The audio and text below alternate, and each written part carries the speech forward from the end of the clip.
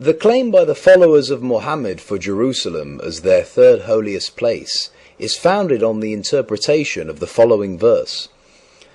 Glory to Allah, who did take his servant for journey by night from the sacred mosque to the farthest mosque. Are these interpretations true, factual, historical? The story of the night journey is copied, like most of the important stories of the Quran, from the traditions of the Jews regarding the ascent of Moses to the seven heavens and visiting paradise and hell. Muhammad in his Quran changed several items to suit the Arabian mind. Isra is the name of Surah 17, which is also called Bani Israel, the children of Israel. It is the alleged nocturnal journey from Mecca to the furthest mosque mentioned in chapter 17, verse 1. Glory to Allah, who did take his servant for journey, Asra, by night from the sacred mosque, Al-Masjid al-Haram, to the furthest mosque, Al-Masjid al-Aqsa. Even the obvious should be pointed out to the listener, that the name of Jerusalem is not even once mentioned anywhere in the Quran. Jerusalem, on the other hand, is mentioned 667 times in the Bible. This alleged event is described in Bukhari Hadith 1.345, and it says, Gabriel took Muhammad by hand to the first heaven, where there is no mention of Jerusalem. Bukhari Hadith 5227 and 4.429. Gabriel and Buraq go to the first heaven. Again, there is no mention of Jerusalem. Bukhari Hadith 9.608. Gabriel took Muhammad by hand to the first heaven. Yet once more, there is no mention of Jerusalem. The explanation of this ayah or verse is found first and foremost in the only biography of Muhammad written by Muhammad ibn Ishaq in his book Sirat Rasulullah. He informs us with great honesty, on the authority of Muhammad's premier wife, Aisha, that his body never left her side and that he was only transported spiritually.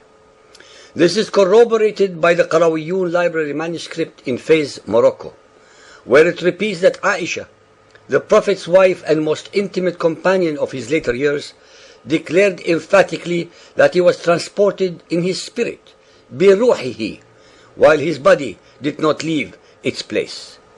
Also, the great Al-Hasan al-Basri, who belonged to the next generation, held uncompromisingly to the same view. In another version, in section 267, page 184, it is Hind, Hani, daughter of Abu Talib, Muhammad's cousin and sister of Ali, that relates concerning the night journey. The apostle went on no night journey except while he was in my house. He slept that night in my house. He prayed the final night prayer, and he slept, and we slept there. A few traditions assert that this may have been a physical ascent, as affirmed by Bukhari Hadith 5.228, narrated by Ibn Abbas, which says, the sights which Allah's apostle was shown on the night journey, when he was taken to Bayt al-Maqdis, Jerusalem, were actual sights, not dreams. Whose version should one trust? That of the wife who slept with him, or of his companions who were not present? Neither the Quran, which did not allow for a single miracle to be performed, nor Muhammad ever declared that it was a miracle. The most damning and damaging evidence against this concocted story is the historical and incontrovertible fact that there was no masjid, mosque, or temple of Solomon in Jerusalem at the time of Muhammad, since this temple had already been destroyed by the Romans at least 580 years earlier. Hence the verse could not possibly and realistically have meant Jerusalem. It was the companions of Muhammad who, after his death, expressed the erroneous, falsified and unsubstantiated opinion, and later the dogma, by creating a mythology, assuming a real physical transport to Jerusalem, in spite of the fact that not one of the ahadith above mentions any intermediate landing at Jerusalem, but a direct flight from Mecca to the first heaven only.